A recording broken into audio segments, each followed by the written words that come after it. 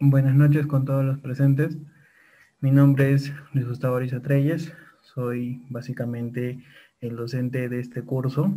Este es un webinar de introducción del curso de drenaje vial y urbano, que básicamente va a resumir parte de lo que vamos a ver y a desarrollar dentro de este curso. Agradecerles su participación y espero que el webinar sea de su agrado. Después de terminar un ítem, que va a ser el primero, lo que es drenaje vial, pues daré un par de minutos para que puedan hacer las consultas correspondientes y continuaré luego con el ítem 3, que es drenaje urbano. En este caso, hemos resumido estos 4 ítems de una manera pues práctica para poder ir mostrándoles básicamente lo que vamos a tocar a lo largo de este curso, que son las consideraciones técnicas, criterios de diseño, parámetros hidráulicos o hidrológicos que necesitamos conocer para desarrollar de manera adecuada un drenaje vial o un drenaje urbano.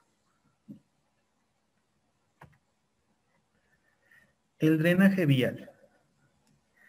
Básicamente, el drenaje vial tiene como objetivo manejar las aguas del ciclo hidrológico con el fin de reducir y o eliminar el riesgo de daños de las carreteras u obras de arte existentes.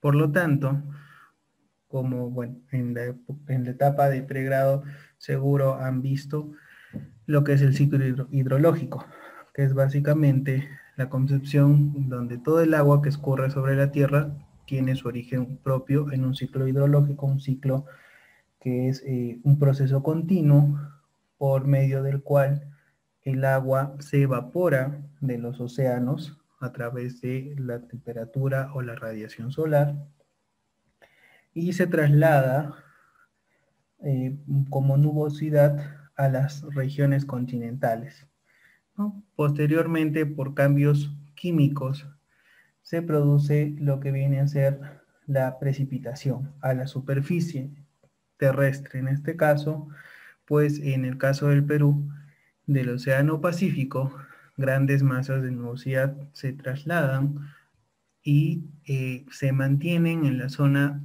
de la cordillera de los Andes, que es una zona relativamente alta, y pues en esto se genera la precipitación que abarca parte de las cuencas del Pacífico y bueno, las cuencas que ya van hacia el Amazonas, por ejemplo. Dentro de nuestro país tenemos 3 tipos de hidrología.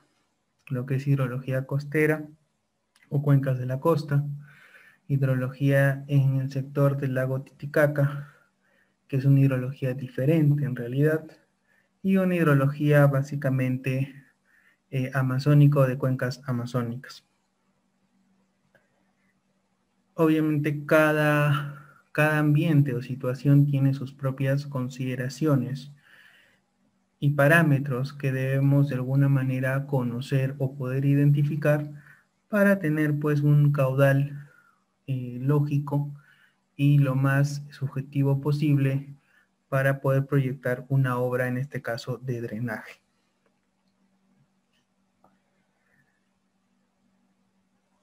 Vemos también que en parte del ciclo hidrológico, la precipitación, pues no solo escurre, sino que también genera una infiltración. La cantidad de precipitación que se convierte en escorrentía se le conoce como precipitación efectiva. Y es básicamente la que se genera cuando el primer estrato de suelo llega a su punto de humedad total y no permite mayores cantidades de infiltración. Mientras tanto, este estrato o primer estrato de suelo que ya está húmedo, pues a través del proceso de gravedad genera filtraciones que llegan a abastecer pues acuíferos o se convierten simplemente en flujos de agua subterránea que tienden a aparecer aguas más abajo del punto donde han sido o han nacido, por así decirlo. Y bueno, todo este sistema, como pueden ver, por efecto de la gravedad, llega finalmente hacia el océano o está conectado con el océano. Pero no es que se mezclen, porque el agua básicamente de precipitaciones por densidad es diferente al agua de mar. Por lo tanto, siempre hay un límite entre estas dos aguas.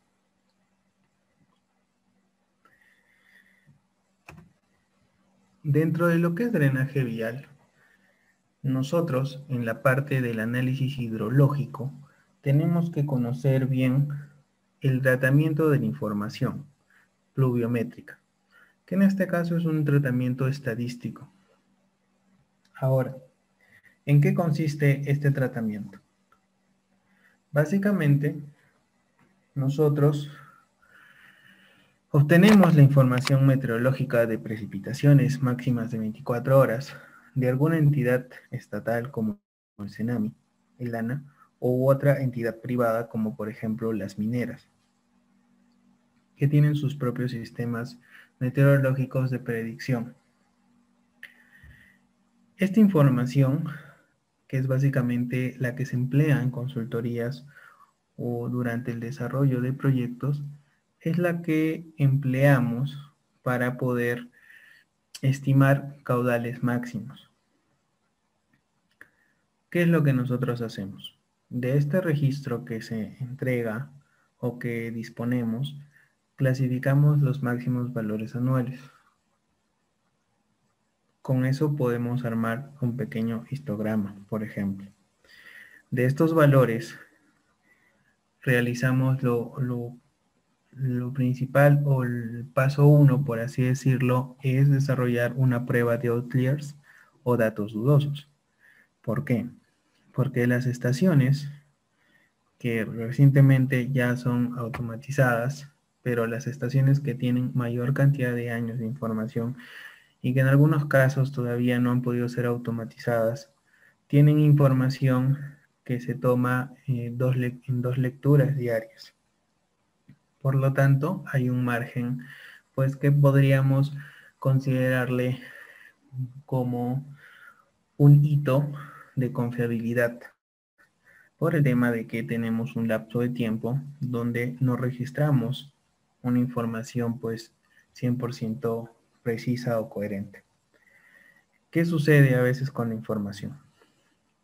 Cuando se encuentra la estación en un punto de poca accesibilidad, a veces el operador de la estación no puede llegar o tiene ciertas complicaciones. Por ejemplo, en temporada de lluvia, tal vez la estación, o para llegar a la estación hay que cruzar grandes cauces o quebradas que de un momento a otro en temporadas húmedas se pueden activar. Por lo tanto, dificulta o no se puede obtener una lectura precisa de la información en ese momento.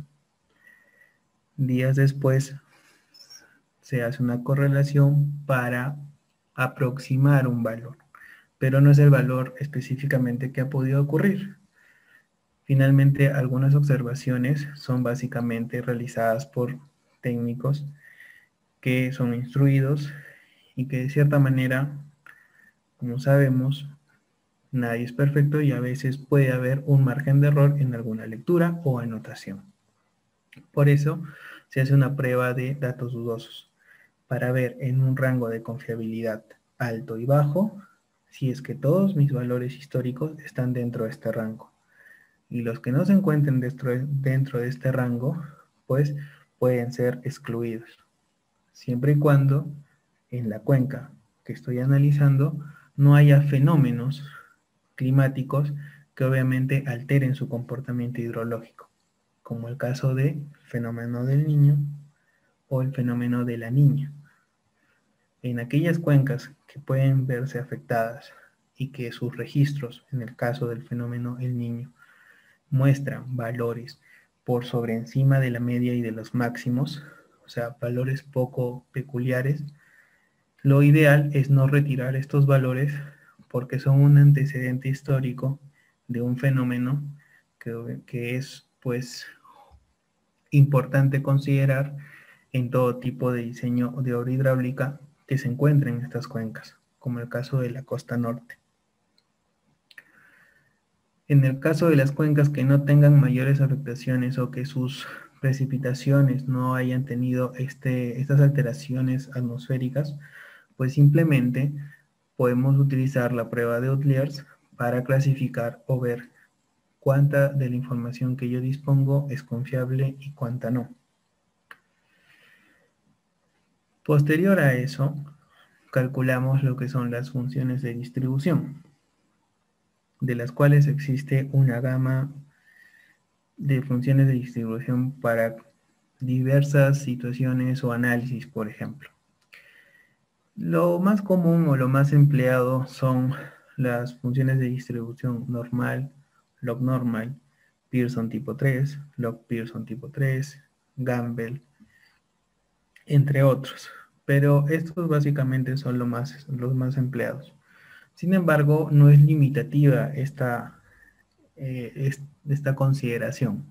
Lo ideal es tratar de emplear las más adecuadas para nuestra zona de estudio. Estas funciones de distribución me permiten, por ejemplo, si mi estación o mi registro histórico solo tiene 25 años de información o solo tuviera 50 años de información, lo ideal es que mi periodo de retorno, que es básicamente la cantidad de años de la probabilidad de ocurrencia de un evento, pues ese debería ser mi tope en una estación, la cantidad de años. Sin embargo, para ciertas obras, como por ejemplo puentes, necesitamos periodos de retorno mayores, de aproximadamente 140 años, para lo que son niveles máximos de agua, o zonas de inundación, en algunos casos. Mientras que para lo que son niveles de socavación con fines de cimentación de este tipo de estructuras o de defensas ribereñas, necesitamos periodos de retorno de 500 años.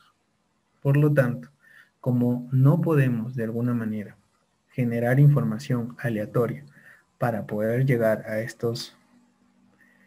esta cantidad de años en registros históricos, porque obviamente son simulados, nos pegamos a las funciones de distribución para de alguna manera mi tendencia histórica poder simularla en diferentes escalas de tiempo o años con la finalidad de aplicar los valores de los periodos de retorno altos para las obras que en fin uno quiere desarrollar, sean puentes, sean defensas ribereñas o encauzamientos, por ejemplo. O en el caso de presas, que por seguridad de presas se hace una estimación a un periodo de retorno de 1000 años, por un tema de seguridad. Entonces, de esta manera, estas funciones de distribución, que son procedimientos estadísticos, nos sirven para poder extender la información en base a nuestra información histórica, valores picos o valores máximos de precipitación, por ejemplo.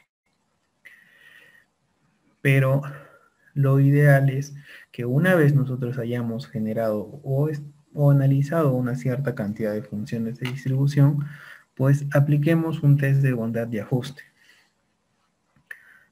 que pueden ser, por ejemplo, el test de chi cuadrado o el test de Kolmogorov-Smirnov,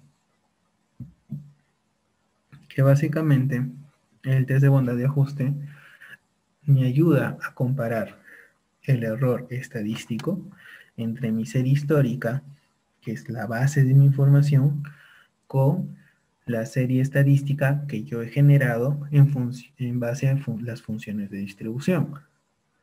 Por lo tanto, los errores comparativos entre cada función de distribución y mi valor histórico me van a dar resultados diferentes, de los cuales el mínimo error o el valor resultante entre la resta de el histórico menos el simulado estadístico me va a permitir ver cuál es la función de distribución que más se asemeja a mi registro histórico desde el punto de vista estadístico.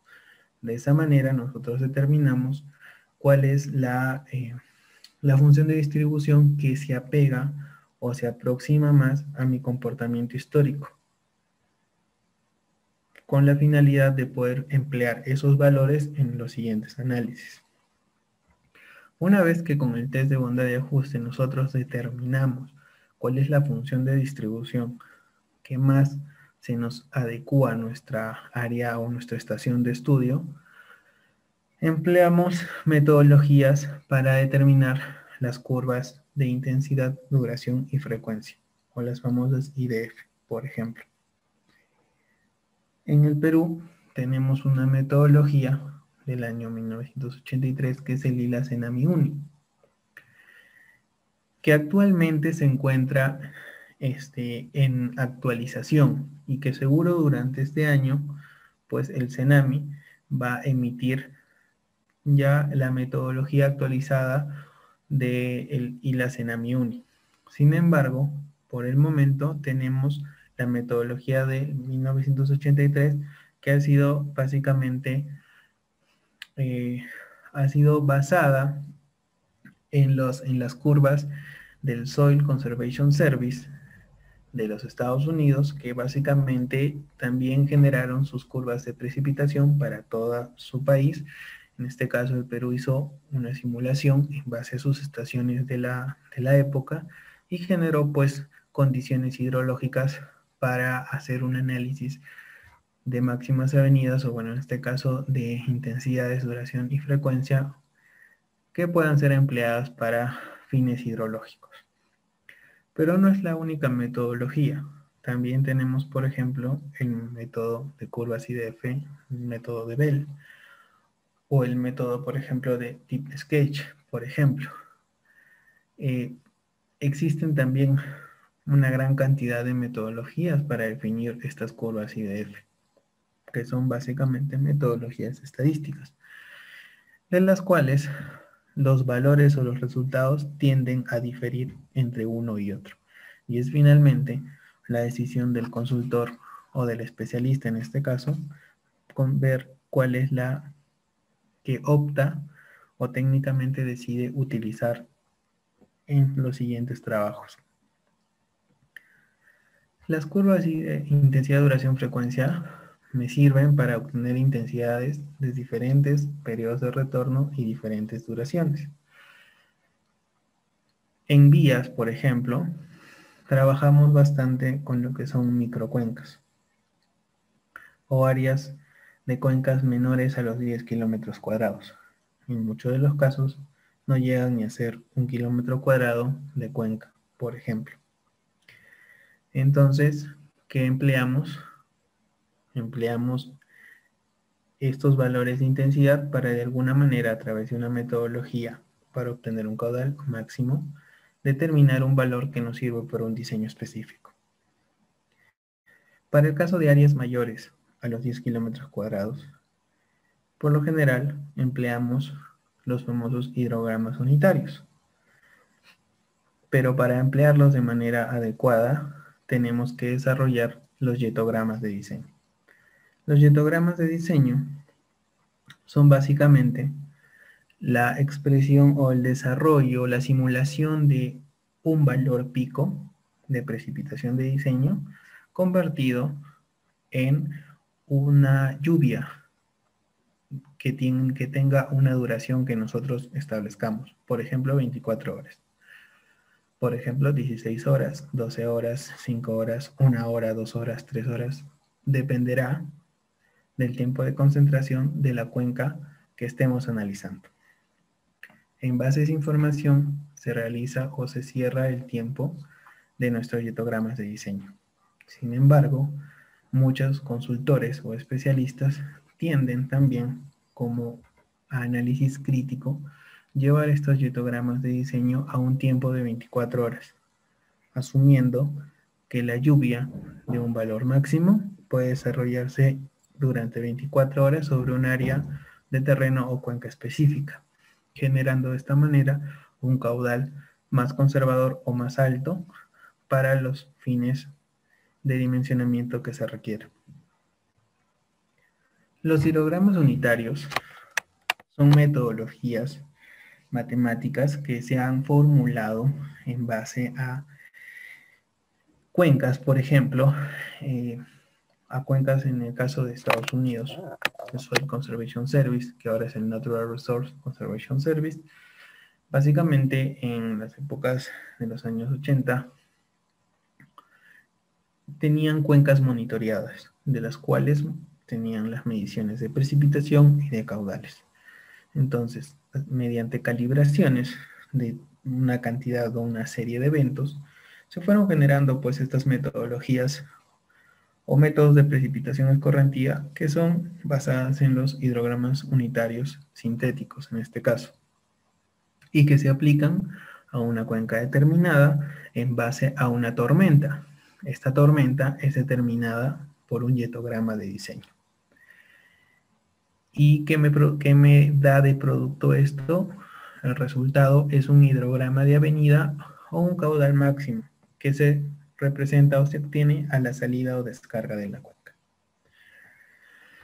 Como podemos ver en el gráfico de la lámina, tenemos una cantidad de lluvias en diferentes periodos de tiempo que de alguna manera llegan o caen sobre la superficie de mi cuenca, y esta se va, pues de alguna manera tiene un proceso de retardo y después se produce lo que es el hidrograma de salida, siendo una parte producto de una máxima y otra parte el caudal base que en sí toda cuenca tiene para poder mantener su biodiversidad o sus áreas de vegetación a lo largo de su cauce. Pero esos picos son los que nos generan grandes problemas en el caso de obras viales, especialmente en los puentes, por ejemplo.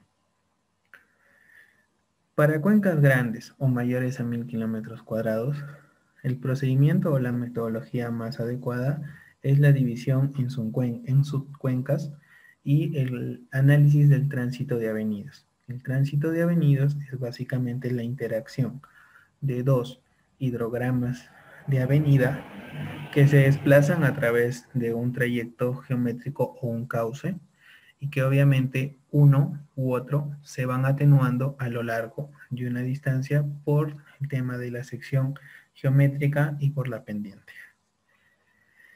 Siempre hay una atenuación cuando hay la interacción de dos o tres o más hidrogramas de avenida. Y esto obviamente se ve en cuencas grandes y es parte también de lo que en el curso vamos a desarrollar, que es básicamente hidrología de cuencas para el caso de drenaje vial e hidrología urbana para el siguiente capítulo, que en breve lo vamos a ver o a tocar. El flujograma del tratamiento estadístico, como les había mencionado, consiste en 6 procesos, que son por lo general la obtención de los datos históricos, que en este caso es el CENAMI, la prueba de datos de pruebas de Outliers, que básicamente tenemos una tendencia superior e inferior, y los puntos que están fuera me quieren dar a entender que han sido puntos de los cuales no se tiene pues una confiabilidad adecuada para poder emplearlos. Y recordando que si en caso esta estación o tenga influencia de este tipo de fenómenos, como les comentaba, el niño, pues obviamente lo ideal es emplear todos los valores, por ser valores máximos históricos. Procedemos con las funciones de distribución que podemos ver ahí. Todos son básicamente como hidrogramas o histogramas en este caso, y tienen diferentes valores estadísticos. Posterior a ello, hacemos el test de Kolmogorov-Smirnov para ver en función, no sé, bueno, si se nota adecuadamente, tenemos una línea en puntos azules, ese es el comportamiento o la tendencia de mi registro histórico, y vemos básicamente las líneas que son las famosas funciones de distribución. Entonces, la que más se asemeja estadísticamente es la que en mi test de bondad de ajuste yo elijo o selecciono para proceder a realizar lo que son las curvas IDF, por ejemplo. Y después de las curvas IDF ya paso a generar un yetograma a través de una metodología, por ejemplo, de bloques alternos, que es parte también de lo que desarrollaremos en el curso. Esa es la parte del tratamiento. Y en el caso del hidrograma, lo que nosotros debemos conocer bien son los parámetros de la cuenca. Por los más básicos, por así decirlo, o si es que tenemos la mayor cantidad de información posible, es mucho mejor. Sin embargo, todavía en nuestro país no se han desarrollado tantas investigaciones en las cuencas como para tener valores, pues, que nos ayuden de una manera eh, coherente o rápida a poder desarrollar modelos tanto de agua superficial como agua subterránea. Por lo general, esto requiere de mucha investigación y de ensayos, tanto de mecánica de suelos como geofísica, y bueno, lo que son pues ensayos superficiales, que básicamente son, por ejemplo, impermeabilidad o filtración del suelo, para de alguna manera saber cuánto es lo que se filtra en función de un evento hidrológico. Y la información para generar un hidrograma unitario básico es nuestra información observada, ya sea en intensidad o ya sea en yetograma, y bueno, tres variables que son las famosas pérdidas en una cuenca, que pueden ser la evapotranspiración, como un valor que podemos calcularlo a través de una fórmula como Pinion-Montiel o Blaney o Torway, por ejemplo, o la infiltración, que en este caso puede ser a través de la ecuación de Orton, que no es muy aplicado todavía en el Perú, o no hay muchos casos en sí, pero tenemos un marco teórico que ha sido desarrollado por los Estados Unidos, el Soil Conservation Service, que tiene básicamente ciertos parámetros teóricos que podríamos utilizar para comparar. Pero también tenemos lo que es el número de curva, que es básicamente un valor establecido para un método del SCS y que de alguna manera me permite simular la infiltración o la pérdida de agua en una cuenca. Obviamente estos parámetros han sido definidos de muchas consideraciones, ¿no? Como el caso del tipo de suelo, cobertura vegetal y el grupo hidrológico del suelo, ¿no? Que también difiere o es un parámetro diferente a lo que es la condición del tipo de suelo, por ejemplo. Actualmente, estos valores también que están establecidos teóricamente se pueden calcular para diferentes cuencas a través de las imágenes satelitales, a través de una supervisión no supervisada del manejo de bandas, ya sean Landsat o Sentinel, por ejemplo.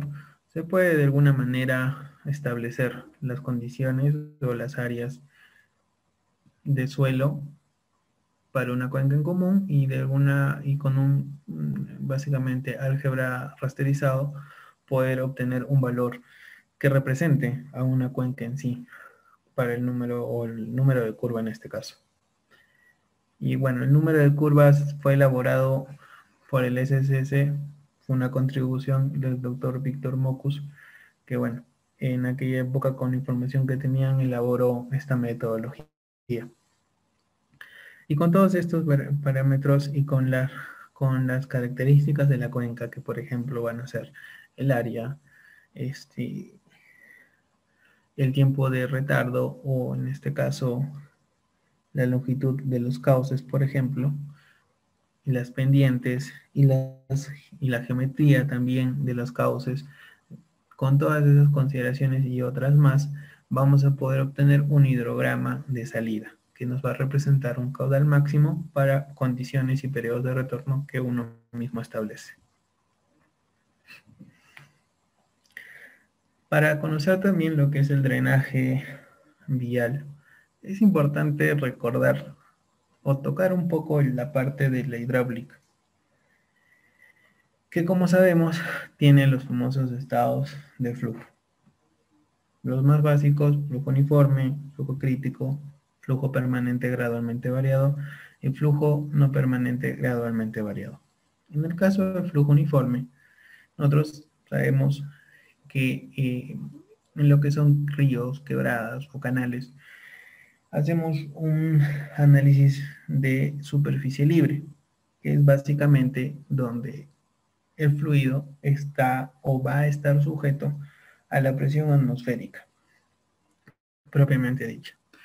Por lo tanto, en un flujo uniforme, las condiciones de un canal o cauce, pues las variables hidráulicas, que pueden ser descarga, velocidad, perímetro, tirante, pendiente, entre otras, se mantienen constantes o casi aproximadas a lo largo de un tiempo y espacio.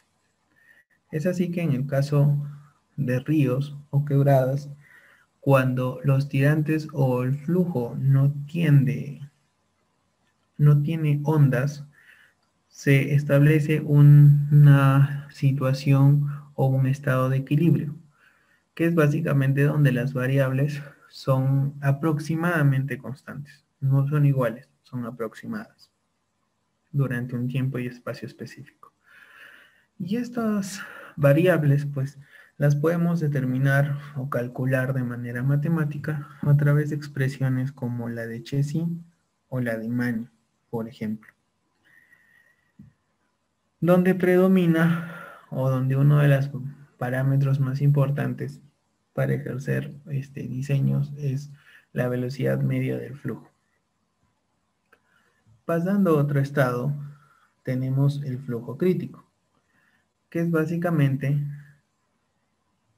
cuando la velocidad media del flujo es igual a la celeridad relativa. La celeridad relativa de la onda puede ser cinemática o dinámica. En sí, en canales existen tres tipos de velocidades. No solo la velocidad media, sino también la velocidad o celeridad de la onda cinemática y de la onda dinámica. Son tres parámetros que nos pueden ayudar de alguna manera a analizar las perturbaciones superficiales que se pueden formar, ya sea por los cambios de pendiente, por obstrucción o por el fondo del lecho, por ejemplo, la rugosidad. Es importante conocer esto para de alguna manera poder establecer criterios que me ayuden a mí a controlar el flujo en el caso del drenaje vial y que en su momento vamos a ir viendo. El flujo crítico también se puede identificar o estimar de manera pues matemática, considerando que el número de Froude puede ser igual al valor de 1. El número de Froude es un número dimensional que me ayuda a mí a poder clasificar los estados de flujo en el caso de lo que es un flujo supercrítico, mayores a 1, crítico, igual a 1 y subcrítico, menores a 1. De esta manera es que yo puedo establecer un comportamiento del flujo en función, pues, de las pendientes o de la topografía existente en un área donde yo voy a proyectar una obra. En el caso del flujo permanente gradualmente variado, sabemos que la condición para este análisis es que la descarga es constante a comparación de las otras variables hidráulicas, que son el área, la velocidad media, la profundidad o el tirante, el radio hidráulico, el perímetro, entre otros, las pendientes. Y básicamente estas varían en el espacio. ¿Por qué? Porque la topografía de estos cauces y la geometría es diferente. Sin embargo, el caudal no. Por lo tanto, para este tipo de análisis se puede trabajar con las ecuaciones de flujo permanente gradualmente variado que consideran los famosos perfiles de remanso, que de alguna manera lo hemos visto en la etapa de pregrado, pero que de manera también lo vamos a desarrollar dentro de este taller para tener claro los conceptos hidráulicos necesarios para las obras que vamos a ir diseñando o trabajando. Y en el caso del flujo no permanente gradualmente variado, pues tenemos, es un análisis ya un poco más complejo y utiliza, por ejemplo, tres principios: la conservación de la masa, la conservación de la energía y la conservación de la cantidad de movimiento. Por lo tanto, existe una variación temporal de todas las variables hidráulicas, tanto en caudal en área, en velocidad, todas las variables hidráulicas tienen una diferencia. Y para estos casos es importante analizar bien lo que son la celeridad de la onda cinemática y la onda dinámica. ¿Por qué? Porque el comportamiento o la interacción de estas nos ayuda a conocer la estabilidad del flujo y cómo determinamos matemáticamente cómo es la estabilidad de un flujo a través del número de Bedernikov. No sé si los presentes han tenido la oportunidad de trabajar o utilizar este número, pero básicamente el número de Bedernikov me ayuda a poder analizar la estabilidad de un flujo, evitando la generación de perturbaciones. Y uno de los casos o estudios más particulares en lo que es la onda dinámica son los famosos trenes de ondas o ondas de rollo, que también lo vamos a ver como un caso típico porque se da en canales revestidos que tienen pendiente pues relativamente alta y que permiten la formación de estas ondas, por ejemplo, en canales de superficie libre. Al igual que también existen en ríos y que, bueno, lo vamos a ver como un caso típico de ejemplo. En el caso, por ejemplo, del flujo uniforme, pues podemos ver lo que son las cunetas de las vías. Esta es, por ejemplo, la carretera Lima-Canta, es una cuneta que tiene un fluido o un tirante constante, una velocidad casi constante, a lo largo de un espacio y un tiempo establecido. En el caso del flujo crítico, cuando se da, en el mejor de los ejemplos, en el vertedero. En este caso, en la bocatoma del río Ichu, tenemos un vertedero fijo, por ejemplo, que si ven hay una pequeña lámina en el vertedero que es básicamente el tirante crítico y que tiene la velocidad crítica del fluido. Si en caso este fluido tuviese grandes cantidades de arrastre de sólido, lo ideal es proteger el fondo del vertedero para evitar socavaciones locales o el mismo colapso del vertedero, por así decirlo, como pasó en el caso de la presa de Oroville, en el vertedero de Demasías y bueno, en el canal de Demasías que tenían, y que fue básicamente un evento que ocurrió el año 2017 en Estados Unidos. Uno eh, de las últimas fallas de obras hidráulicas más predominantes de sus tiempos y que básicamente es pues un caso de estudio y de consideración para las siguientes presas que se puedan ejecutar a nivel, por ejemplo, mundial. El caso del flujo permanente gradualmente variado es, por ejemplo, la formación de los remansos o saltos hidráulicos que puede haber en un río, ¿no? Como el caso del río Guayaga, se puede ver levemente la formación de pequeños remansos. Y esto se da más por las condiciones de variabilidad dependiente.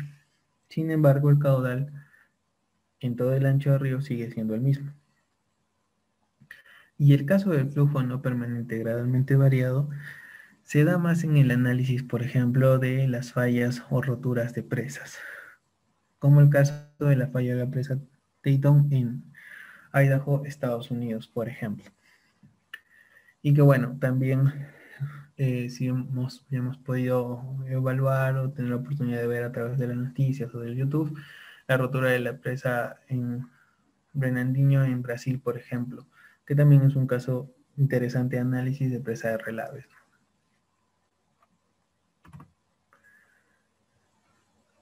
Dentro de lo que es también el drenaje vial, tenemos pues ciertos elementos que corresponden a lo que es un drenaje longitudinal, un subdrenaje y bueno, posterior el drenaje transversal.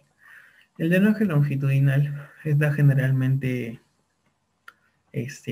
formado por canales de coronación que son básicamente los que se ubican en la parte superior de un talud de corte y que permiten que en caso de los taludes o de grandes cuencas, pues que no tienen un cauce definido, pero son amplias, por así decirlo, o grandes intercuencas, el flujo se genera de manera lateral y para que no ingrese o rebose directamente el cuneta que puede estar abajo, pues colocamos en la parte del talud un canal de coronación que por lo general no es revestido para poder derivar parte de estas aguas hacia otro punto, pues ya sea alcantarilla o puente, por ejemplo, o un mismo cauce natural.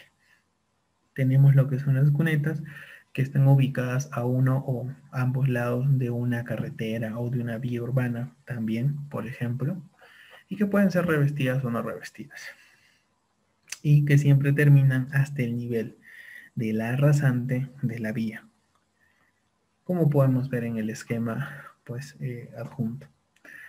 También tenemos lo que son las zanjas de coronación, que a diferencia de los canales de coronación, las zanjas van en la parte inferior del talud, ¿ya? Y que básicamente son un sistema adicional de prevención por si la cantidad de agua que puede llegar a esta zona de vía pues puede rebosarla o tener un comportamiento tipo de vertedero, y para crear que esta agua no afecte o vaya de alguna manera humedeciendo nuestro relleno de vía y lo vaya socavando, pues estas zanjas son las que derivan estas aguas, dándole o prolongando un poco más la vida útil de nuestras vías o carreteras, por ejemplo.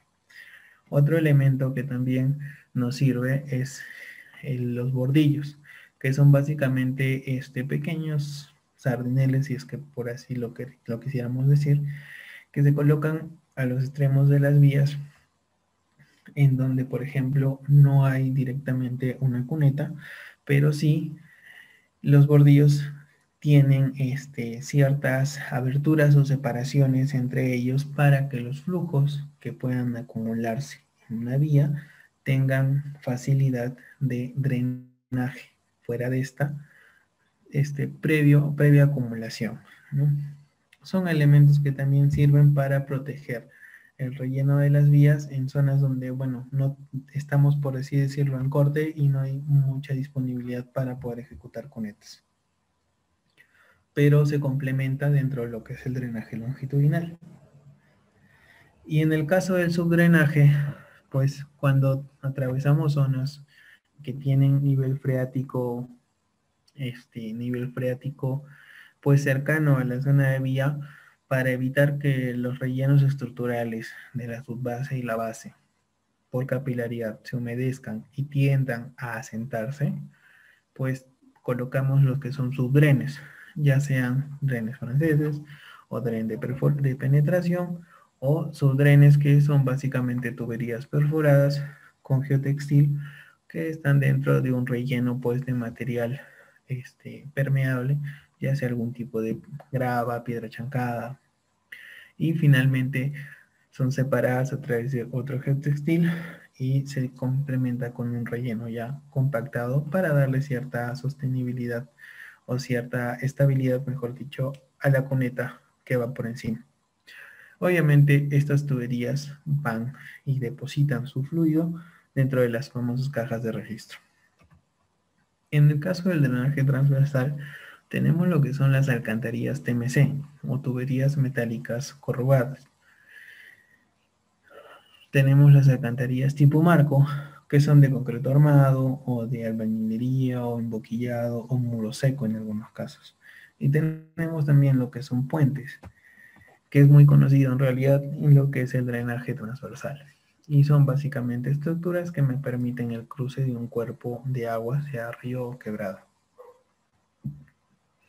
Y también tenemos las defensas ribereñas, que nos pueden servir tanto para encauzamiento como para protección de los estribos o pilares de un puente, o también de los ingresos aguas arriba y aguas abajo en una alcantarilla, que sea de cruce o de pase. En el caso del hacia alivio, por lo general se dispone solo el agua de ciertos tramos de cuneta.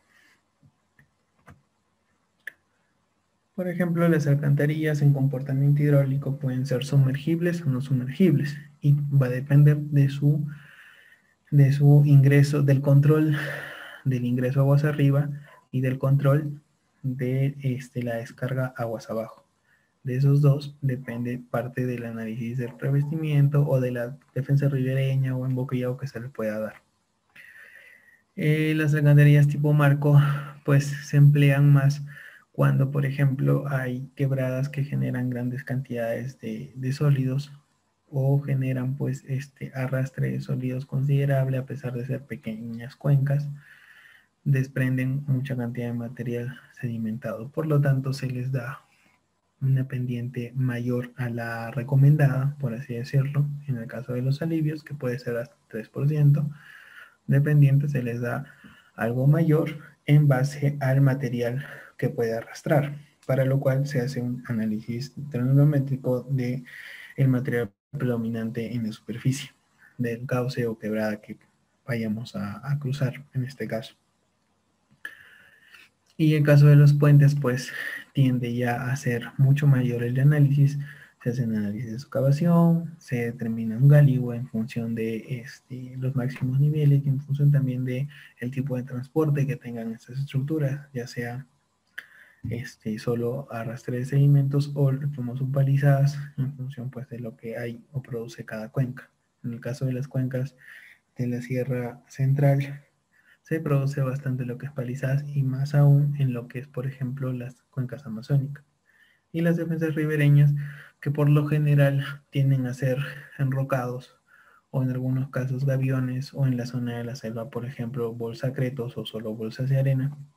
Hay diversas metodologías para poder prevenir, porque básicamente son para prevenir que la estructura de un puente o un cauce en sí no falle o no se erosione.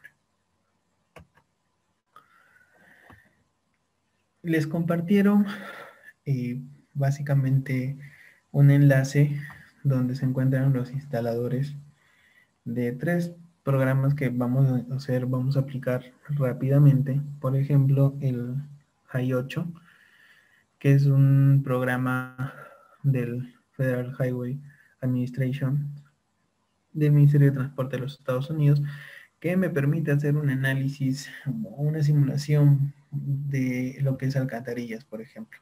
Por ejemplo, el caso de esta alcantarilla.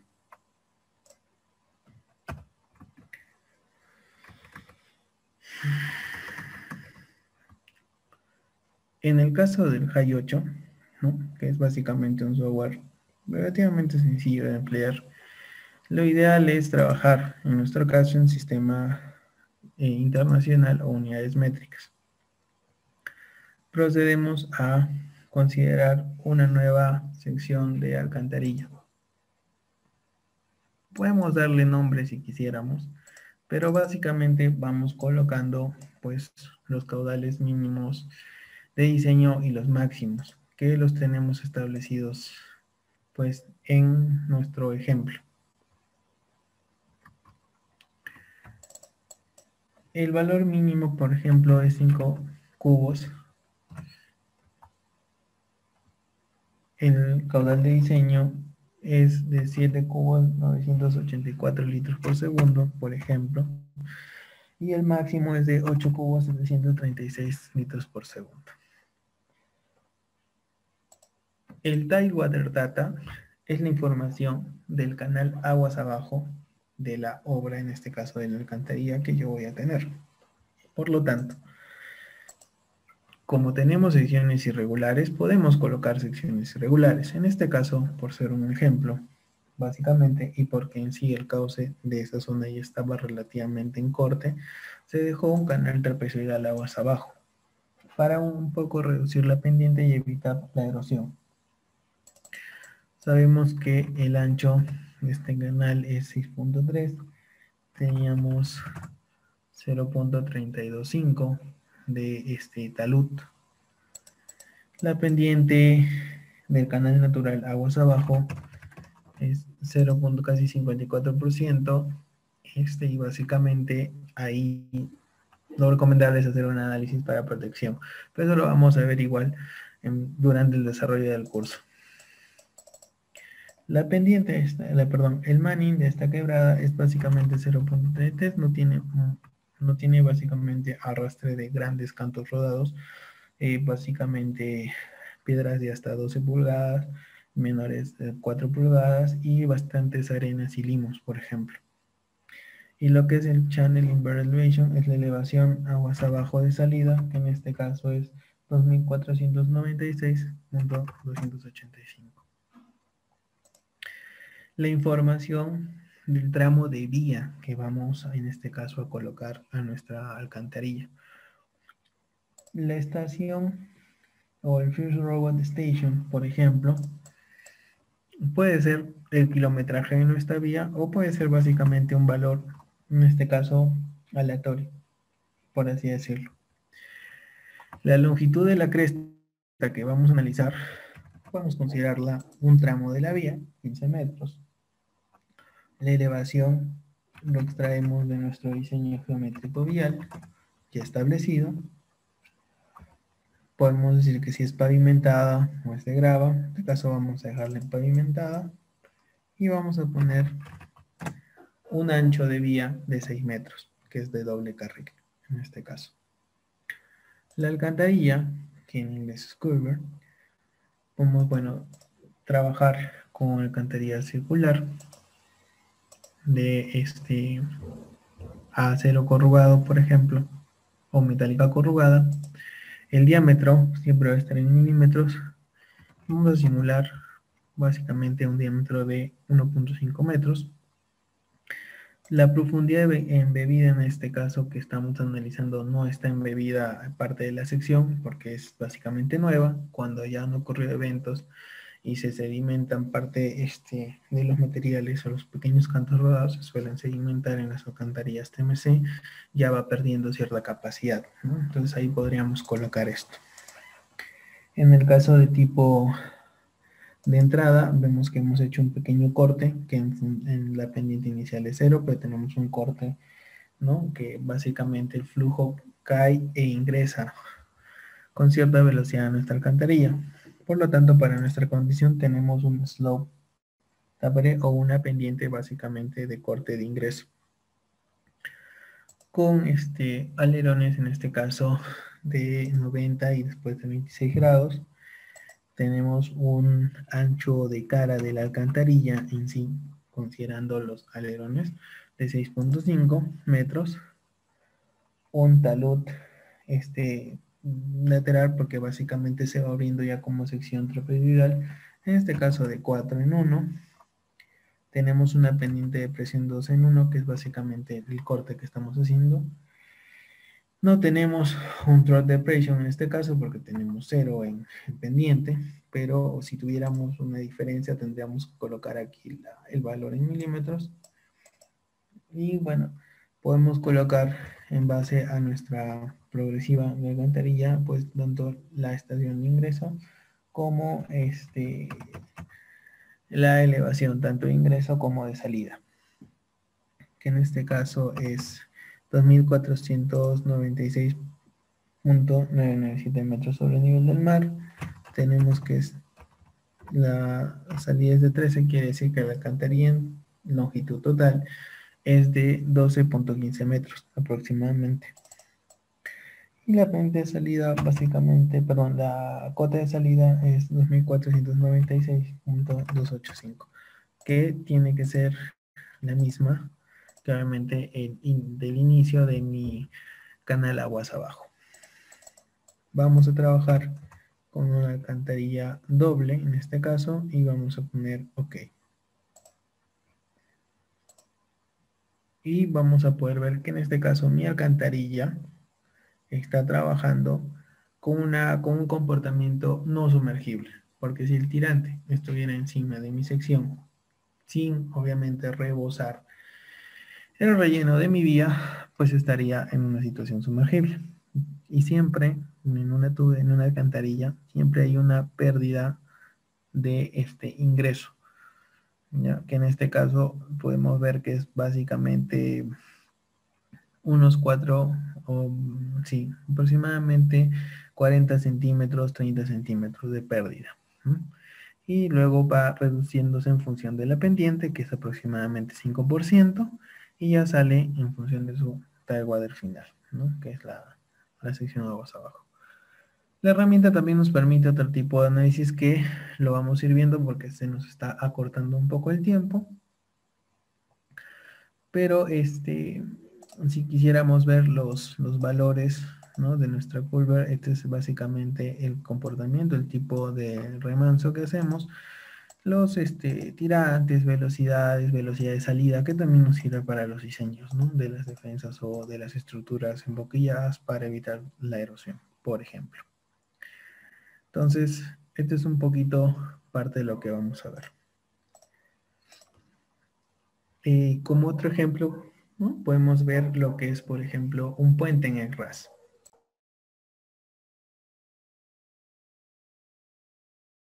En el caso de RAS, podemos ver que ya tenemos establecida aquí ya la sección. Ya tenemos establecida la sección, entonces vamos a simplemente empezar en el RAS. Vamos a crear pues un nuevo proyecto, por ejemplo.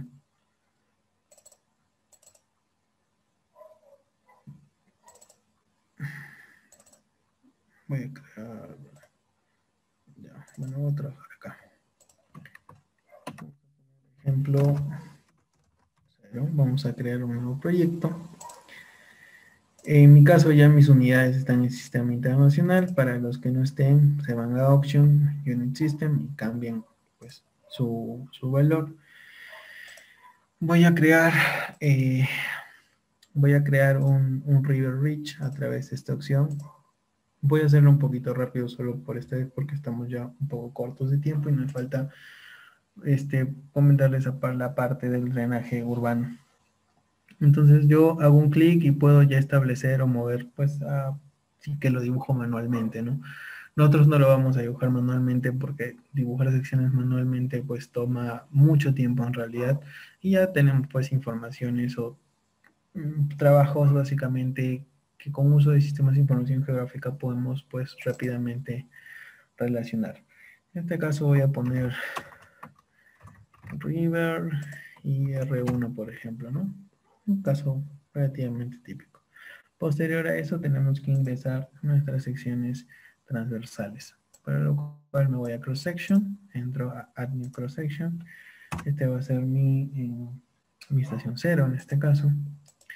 Y voy a tener básicamente menos 35, menos 25, menos 35, 106, menos 25, 103,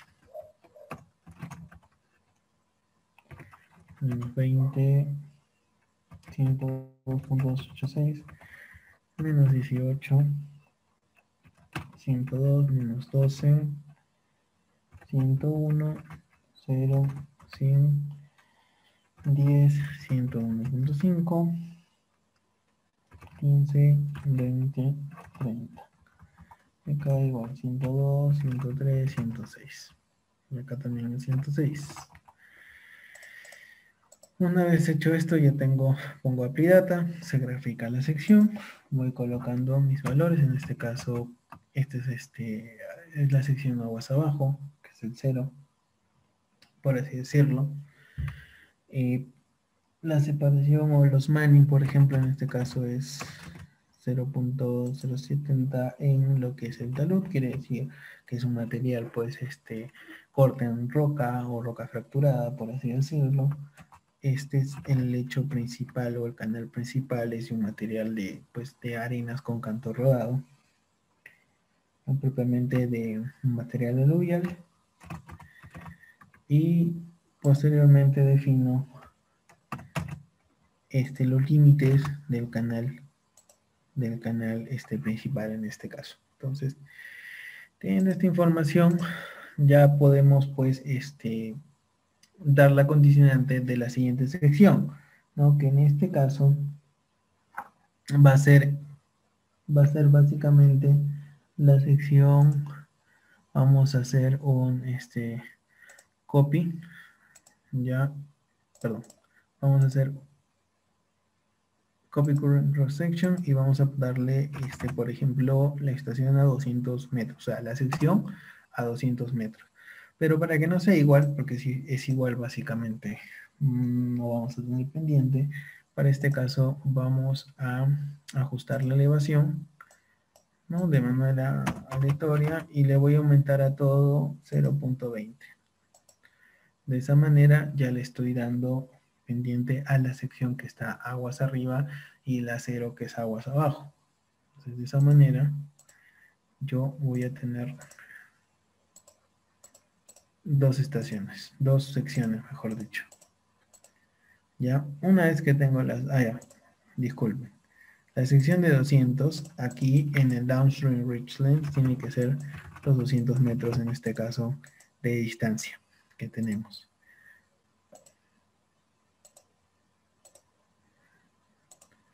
Entonces, de esa manera, yo salgo de mi sección. Entonces, tengo la estación a 200, todo está ok. Voy a hacer voy a entrar nuevamente aquí y voy a trabajar, perdón, voy a hacer un tools y voy a hacer una interpolación entre dos secciones. En este caso tengo la 0 y la 200, que como pueden ver, una está arriba de la otra. Entonces, ¿cuánto le voy a dar de diferencia? En este caso le voy a dar 0.02. Esta es distancia. En distancias le vamos a dar a cada 20, ¿no? Máximas constantes distancias. Y vamos a interpolar. Y ya hemos interpolado todas las secciones que tenemos de la 200 a la 0. Entonces guardamos nuestra información. Básicamente la vamos a guardar aquí básicamente, ¿no? Topo 0. Se guarda la información. Y ahora procedemos a simular pues lo que es nuestra información de puente a través de Bridge Culver.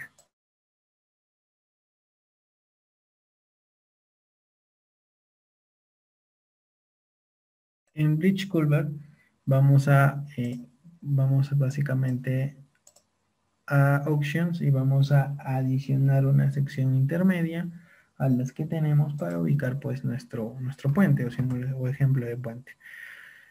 Vamos a colocar la sección 110 y vamos a tener esta sección. Una vez que ya tenemos la sección tanto aguas arriba como aguas abajo, procedemos a nuestra información de lo que es básicamente el tablero o la mesa del puente en sí. Entonces vamos a colocar, por ejemplo, la distancia que es del eje del puente hacia la sección aguas arriba, el ancho del puente que va a ser 6 metros, doble vía, o en este caso 6 metros 60, para que tenga una separación o un pase peatonal en el medio, por así decirlo. Vamos a trabajar con una sección de unos 40, menos 20, menos 20. Es como graficar por coordenadas básicamente el cuerpo del puente en sí, como si fuesen puntos cartesianos, por ejemplo. Entonces voy a copiar esto porque se mantiene esa cota, en realidad va a ser la cota de mi puente. Voy a poner aquí 98, 98. Voy a poner 105, 105, 98, 98. Quiere decir que el ancho de mi tablero va a ser 50 centímetros en este caso.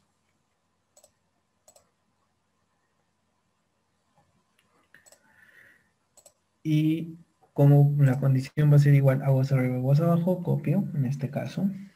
Después ya les comentaré o les explicaré cuáles son los coeficientes de OG o Broad Crested, o si el comportamiento del puente puede tener vertedero o no, o cuál es el coeficiente de vertedero, y entre otros coeficientes más que se emplean para estos cálculos de simulación.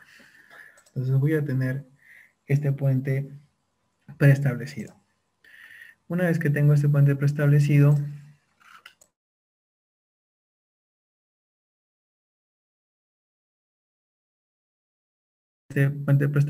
ya puedo pues colocarle lo que es un pilar intermedio, por ejemplo. Para colocar el pilar puedo trabajar en el eje 1, o menos 1 mejor dicho. Los pilares por lo general, pues, o por diseño, No son relativamente grandes de diámetro, a menos que sean pues grandes puentes, ¿no? En este caso voy a trabajar con un puente, con un pilar de sección compuesta. Por ejemplo, voy a colocar los datos o las cotas en este caso, y esto es la misma condición tanto aguas arriba como aguas abajo. O lo hubiese puesto copy y le doy OK, y ya tengo ya mi pilar, ¿no?, establecido ya en mi causa. Entonces de esa manera yo ya establecí el diseño o la vista de mi puente, por ejemplo. Entonces simplemente en este caso me retiro, acá ya veo el tablero y le pongo Say Geometry Data. Me parece que sí están grabando las clases, eso el coordinador en sí, que no sé si está ahorita presente, ya se los comunicará a través del correo. Bueno, posterior a esto, como ya tengo la topografía y esto, simplemente coloco ya las condiciones de caudal, ¿no? En este caso voy a trabajar con un caudal de 200 metros por segundo, pero necesito darle las condiciones de contorno, que en este caso va a ser un normal depth de 0.01, o sea, 1%, y acá también 1%, tanto en entrada como en salida, en este caso. Grabamos nuestra información y básicamente generamos pues nuestra corrida, puede ser un mixto, le damos un código en nuestro plan y procedemos a generar nuestro compute, por ejemplo.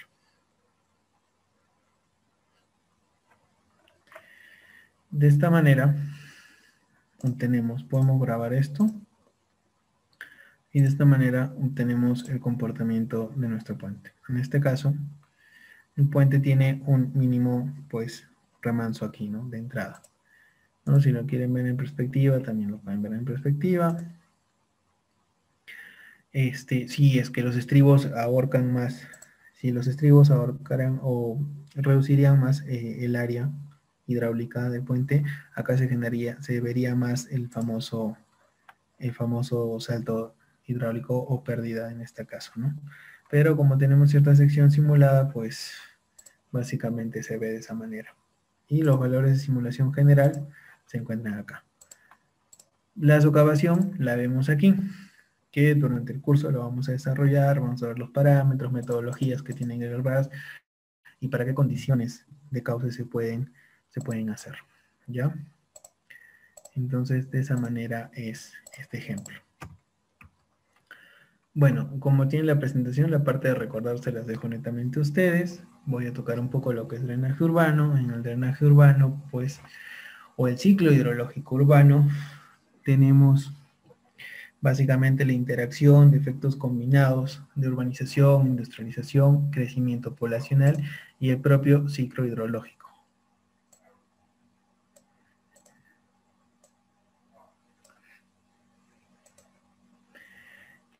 Vamos a ver básicamente, sabemos que dentro del ciclo hidrológico urbano ya no solamente es la interacción en sí de las propias lluvias, sino también de las actividades humanas, que básicamente pueden ser industrialización, aguas, abastecimiento de aguas residuales, o sea, todo eso interactúa o debería interactuar para poder conocer el ciclo hidrológico urbano. Por lo tanto, este ciclo hidrológico es mucho más complicado de analizarlo o simplificarlo porque tiene variables que obviamente son o se ven afectadas a lo largo del tiempo por la actividad humana.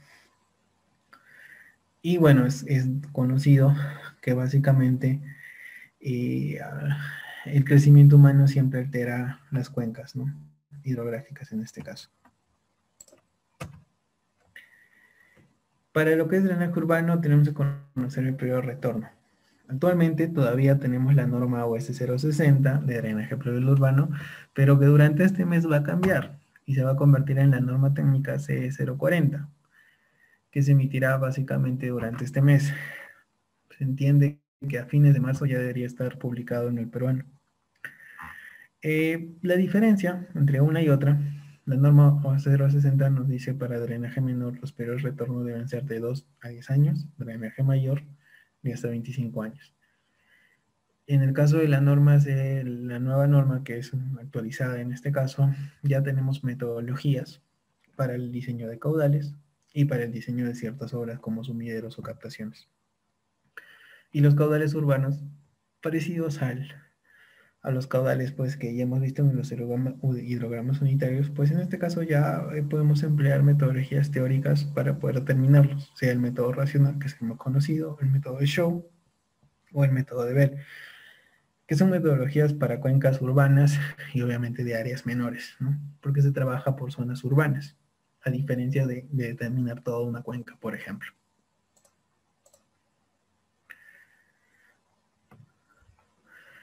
Las respuestas las voy todas las preguntas que tienen las voy a contestar al final. Me voy a dar 5 minutos al final, vamos a tratar de terminar en unos 20 minutos y espero contestar todas sus preguntas. Pero sigan, por favor, indicándolas para poder hacérselas o resolverlas en este caso. En un drenaje urbano, ¿no? Convencional, o lo que usualmente tenemos es, por ejemplo, nuestras vías, tenemos nuestros sumideros, cajas de registro, colectores, que pueden ser las tuberías, con sus buzones, que son sus cajas de inspección. Las cunetas obviamente también van y aportan a los puntos de captación. Podemos hacer un sistema que derive directamente a un cauce o podemos derivarlas hasta un tratamiento, ¿no? Podemos aprovechar las aguas pluviales para actividades de recreación, vegetación, agricultura en función de sus condiciones y características. Y es que no están tan contaminadas por el tema de los gases y la formación de precipitaciones ácidas que puede haber en ciertas ciudades, por ejemplo.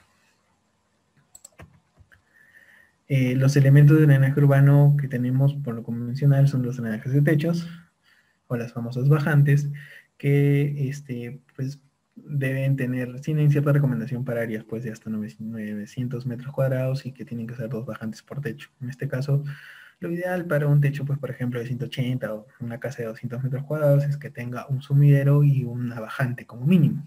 Si tiene 2 es mucho mejor, si en caso en la zona donde uno vive la recurrencia de lluvia es mayor. Las cunetas o sumideros, que los sumideros generalmente son rejillas y las rejillas se diseñan en sí a través de la eficiencia de captación, que es su parámetro hidráulico principal en el caso de rejillas. En el caso de colectores, obviamente los colectores pluviales difieren de los de saneamiento, son diferentes y tienen que tener una separación o una distancia horizontal de 3 metros y vertical de hasta 0 de medio metro para evitar que cuando se haga mantenimiento de uno u otro se puedan dañar por vibración o por golpe o por maquinaria durante la etapa de mantenimiento. Y lo que es la descarga, que básicamente pues, puede ser un estanque de detención, una superficial o subterráneo, o un cauce, un río, o el mismo mar, ¿no? En algunos casos, o en las ciudades costeras que tienen su emisor submarino de sus aguas residuales, por ejemplo. Los elementos de drenaje ya les habíamos comentado, las bajantes de techo, tenemos los sumideros con sus cajas de inspección, tenemos los estanques subterráneos, tenemos las descargas directamente a un río, en el caso de aguas pluviales, ¿no? Y bueno, tenemos las cámaras o los pozos de infiltración, ¿no? Básicamente, que también vamos a ir viéndolos poco a poco. Algo que también queremos de alguna manera fomentar como parte de la empresa es los SUDS, los sistemas urbanos de drenaje sostenible, que por su filosofía tienen a maximizar los beneficios de la propia vivienda y minimizar los impactos negativos de las aguas pluviales. Generalmente las aguas pluviales siempre nos afectan o nos generan alguna afectación en las viviendas existentes o infraestructura existente. Por lo tanto, la filosofía de los SUDS es aprovechar esas aguas y mitigar los efectos negativos. Tenemos varios tipos de SUDs y van en función de su funcionalidad en este caso. Pueden ser para controlar la cantidad de agua escorrentía, para gestionar la calidad de agua y aprovecharla, aumentar la biodiversidad o las áreas verdes, o recreación, como son los pequeños lagos o estanques que se pueden formar. tienen un planeamiento del sistema que obviamente se basa en el control de y la optimización del uso de la tierra para beneficiar el ecosistema y generar un mejor equilibrio en la interacción hombre y medio ambiente. Y bueno, el proceso de diseño, pues se tiene que delimitar adecuadamente su ubicación topográfica, su condición hidrológica y la condición permeabilidad de los suelos existentes. Hay, por ejemplo, zonas donde no se puede hacer mucho lo que es filtración, porque tenemos niveles freáticos altos, como el caso de Juliaca, por ejemplo, donde tienen que haber zonas o estaciones de bombeo. Este, pero en zonas de la costa donde llueve bastante, pero hay como que ciertos acuíferos, podemos hacer pues temas de filtración o generar áreas verdes, por ejemplo. Actualmente no se han desarrollado todavía proyectos en el país, están en elaboración de proyecto.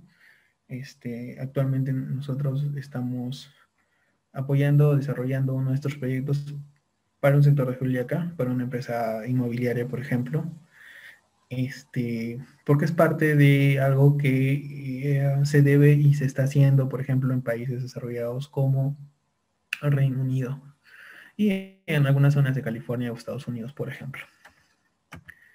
Eh, Sin irnos muy lejos, los techos verdes, no sé, bueno, para los que conocen, la UTEC tiene los espacios o los balcones en áreas verdes, ¿no? Entonces, eso es una ideología ya de los techos verdes que le dan una vista mucho mejor a la infraestructura y un equilibrio entre el medio ambiente y la construcción en este caso.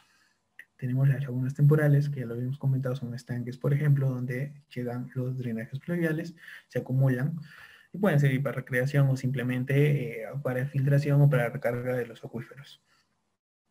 Las obras de biorretención, que son como pozas de infiltración, que me ayudan a recargar más básicamente el acuífero. En caso no hay acuífero, mantiene a lo largo del año la zona húmeda para de alguna manera mantener la vegetación en los tiempos o los meses de estiaje, ¿no? Dando una mejor vista al paisaje o haciendo más ameno cualquier tránsito de vía. Es mejor ver pues áreas verdes. La diferencia de de viajar a Cusco, por ejemplo, o la diferencia de irte por la Panamericana Sur hacia la costa sur, donde generalmente todo es desierto, ¿no? Y bueno, en obras viales, que son los pavimentos impermeables, que también vamos a ver los criterios técnicos y qué metodologías se utilizan allá y por qué no en algún momento emplearlo dentro de nuestro país, ¿no? Y este es un caso práctico que por el tiempo no va a alcanzar, pero que vamos a tocar, es el SWMM, Storm Waters Management Model, que es básicamente para sistemas de alcantarillado pluvial. No tiene la interacción todavía de los subs propiamente dicho, pero como sistema SAP general me sirve para poder analizar la hidráulica de los colectores pluviales a lo largo de su ingreso, ya sea a través de cunetas, sus sumideros, sus colectores pluviales y bueno, finalmente su descarga, que al final puede llegar a un punto de recreación o puede simplemente ser almacenado o puede verterse hacia un río, cauce o el mismo océano en este caso. Y es algo que vamos a desarrollar también parte del curso.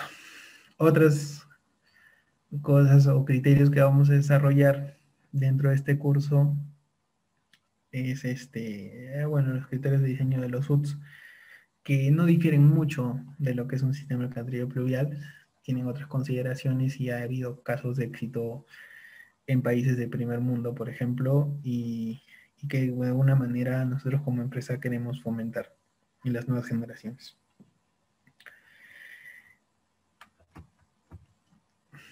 En recordar, se los dejo netamente a ustedes. Por si acaso, el modelo del SWMM no es el único.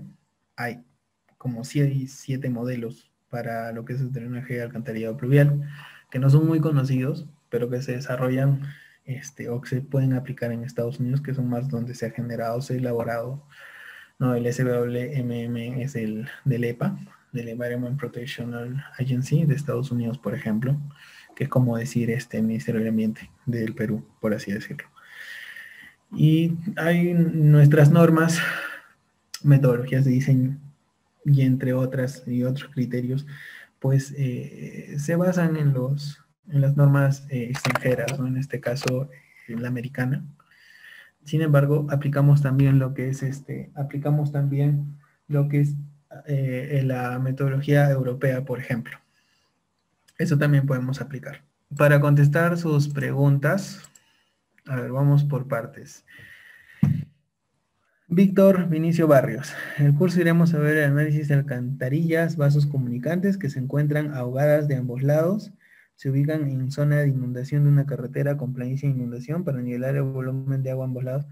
Claro, en realidad no es tanto vasos comunicantes. Lo que necesitas ahí, Víctor, es obras de subdrenaje para reducir, obviamente, los niveles de tirante, aguas abajo y aguas arriba. Lo ideal no es que se encuentren ahogadas en ambos lados, quiere decir que la pendiente de tu drenaje o la descarga final no es adecuada, por lo tanto hay una retención de fluido y eso obviamente te puede generar que el relleno de tu vía se deteriore más rápido o básicamente se asiente la base principal o la rasante y te genere pues ciertas complicaciones o malestares en la vía. Sí, vamos a hacer análisis de disipadores. En el caso, por ejemplo, para casos especiales de ciertas alcantarillas, vamos a trabajar con los cuencos de impacto del USBR, por ejemplo. Vamos a enseñarles cómo diseñar y, bueno, la parte de dibujo técnico, vamos a proporcionar ciertos esquemas para que ya ustedes después lo puedan emplear en sus propios diseños. Y sí, análisis de disipadores lo vamos a hacer en HAI 8 y en el RAS, eso también. Por lo menos en lo que es 1D RAS, y en el caso de puentes también 1D y planicie de inundación, en función del tiempo, vamos a tratar de desarrollarlo también en 2D, es parte del curso. Análisis de su drenaje, sí, pero aplicado al drenaje vial, porque hablar de su drenaje propiamente dicho o hidrogeología es un campo pues bastante amplio, Víctor, escapa un poco del alcance de este curso, pero pues, tenemos pues igual, tenemos la bibliografía y si en caso están desarrollando un tema así como parte de consulta independiente, lo podemos también dar ciertos comentarios. Sí, vamos a ver lo que es diseño y análisis de sumideros, es parte de los elementos de captación, por ejemplo, y también vamos a ver los pozos de actuación, diseño e infiltración, ¿no? O las galerías filtrantes, que son una, por ejemplo, metodología incaica, que es algo que también deberíamos de resaltar, ¿no? Y de analizar y estudiar todos, por ejemplo. A ver, vamos con otros. Me parece que sí van a grabar la clase, espero que sí van a grabar la clase, vamos a esperar que se los puedan compartir a quienes por problemas de internet no han podido. Certificado de participación, por favor, a través del correo en la consulta. No tengo ahorita la confirmación de ello, pero pueden hacer la consulta. ¿A cuántos años de diseño? Bueno, básicamente la norma exige drenaje menor de 2 a 10 años, mayor hasta 25 años. Método de herramientas se utilizarán para la limitación de cuencas, obras de arte, menor, mayor. La delimitación de cuencas no forma parte porque es sistema de información geográfica, pero si en caso la mayoría de los inscritos al curso no tienen ese conocimiento, podemos hacer un ejercicio simple en el ECA HMS, la versión 4.7, que nos permite delimitar cuencas de hasta 120 kilómetros cuadrados, por ejemplo. Entonces podemos hacer una microcuenca pequeña, la podemos trabajar ahí y pueden delimitar y extraer los parámetros hidráulicos para un modelamiento de hidrograma unitario. ¿Qué se refiere con la norma cuando dice drenaje menor y drenaje mayor? Ya, drenaje mayor, periodos de retorno de 2 hasta 10 años, son lluvias, por ejemplo, de comportamiento moderado o de recurrencia moderada. Quiere decir que son zonas donde por lo general siempre llueve. Y mayores de 25 años o 25 años para arriba son zonas donde la probabilidad es menor. Quiere decir que los tiempos de lluvia son más prolongados o pueden haber años de sequía y años húmedos. En función de eso se puede hacer una frecuencia. Sin embargo, también en lo que son bajantes, cunetas, urbanas o sumideros, trabajamos con hasta entre 2, 5 y 10 años, colectores poliares 25 o solo 10 años, y lo que ya son buzones y ya descarga principal, lo trabajamos en 25 años. Depende también del área urbana, si es ciudad o si es una zona urbana pequeña. Trabajamos ya con 2 años en los elementos de captación y 5 años colector y máximo 10 años descarga, ¿no? O sea, es interactivo porque recuerda que tú vas a acumular agua por tramos y lo vas a ir conduciendo. Entonces, mientras más tramo tengas, mayor cantidad de agua. Entonces, eso se va analizando así. Sí, vamos a ver cómo diseñar SUTs, por lo menos los más conocidos, lo que podemos aplicar por lo menos aquí en el país, eso sí.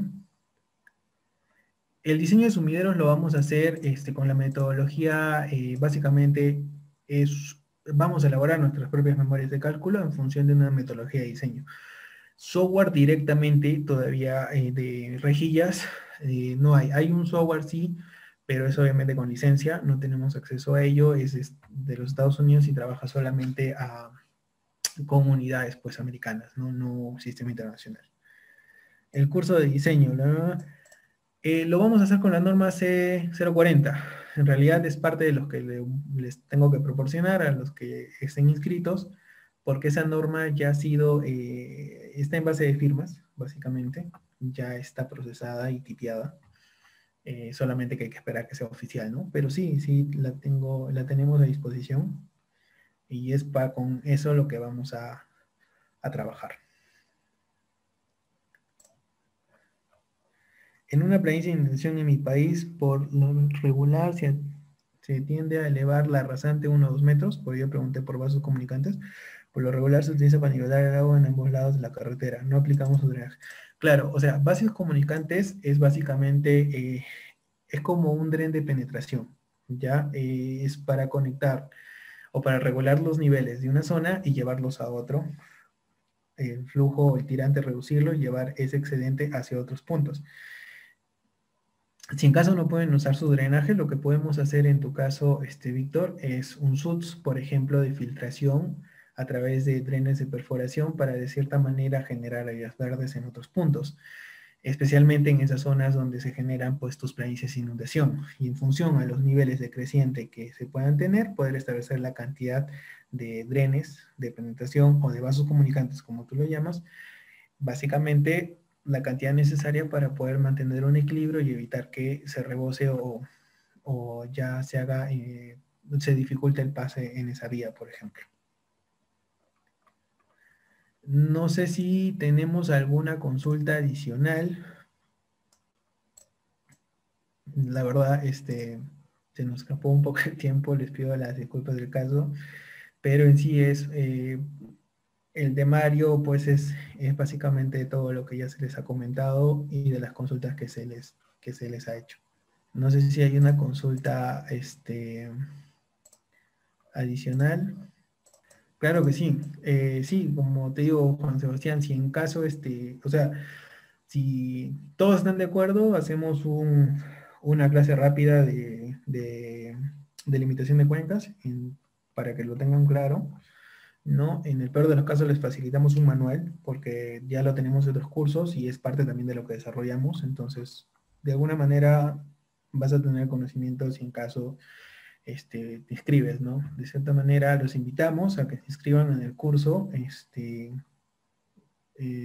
Tenemos el conocimiento necesario para poder compartirlo con ustedes. No somos tampoco eruditos, pero a lo largo de los años hemos podido desarrollar bastante este tema y, y bueno, esperamos pues contar con su presencia en el curso. Nuevamente agradecerles por su participación. No sé si tengan alguna consulta adicional, sino ya para despedirnos. Gracias a ti, Víctor. Gracias, Juan Sebastián. Muchas gracias a todos los presentes. Espero pues espero verlos en el curso y nuevamente, gracias por su participación. Hasta luego, hasta alguna próxima oportunidad. Muchas gracias.